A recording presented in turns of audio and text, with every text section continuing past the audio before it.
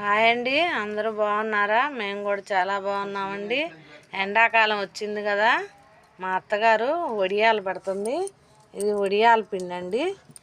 రాత్రి ఒక లోట అంటే ఒక సోల బియ్యం నానబెట్టుకొని తెల్లారి ఆ బియ్యం కడిగి మిక్సీలో పిండి పట్టి సోల బియ్యానికి 8 సోళ్ళ నీళ్ళండి దీనిలో పోసి ఎసురు బాగా తెరలనిచ్చి అల్లం పచ్చిమిర్చి మిక్సీలో వేయాలి. జీలకర్ర అల్లం పచ్చిమిర్చి 3 బాగా ఎసురు తెరిలిన తర్వాత 100 గ్రాములు సగ్గుబియ్యం వేయాలండి.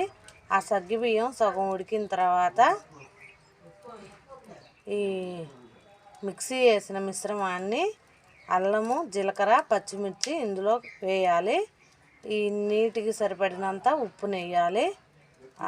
అలా వేసి తిప్పిన తర్వాత మిక్సీలో వేసి పెట్టుకొని సోల పిండి కడిగి మిక్సీలో వేసి పెట్టుకోవాలి కదా, ఆ పిండి తీసుకొచ్చి ఉండలు కట్టకుండా నీళ్ళల్లో జారుగా దీనిలో కలపాలి. అది మొత్తం ఉడికి ఇలా తయారవుతుందండి వడియాల పిండి.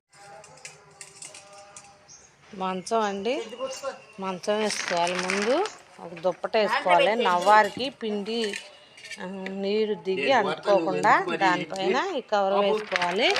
దీని మీద వడియాలు పెట్టుకోవాలండి.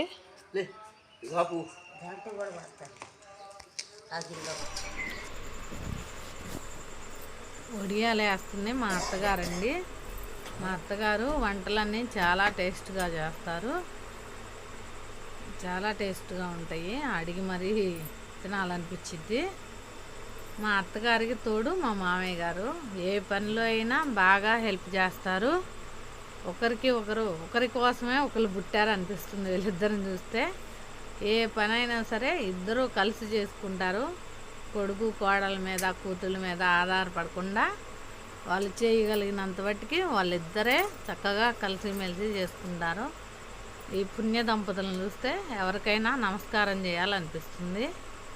అంత బాగా ఒకరి కోసం ఒకరుగా ఉంటారు వాళ్ళిద్దరు. ఇలా వడియాలు మంచం అంతా నిండిన తర్వాత ఎండలోకి పట్టుకోవాలండి. ఇవి సాయంత్రానికి ఎండి వాటంతటా అవే ఊడతాయి. మనం తీయాల్సిన అవసరం లేదు. Thank you for watching.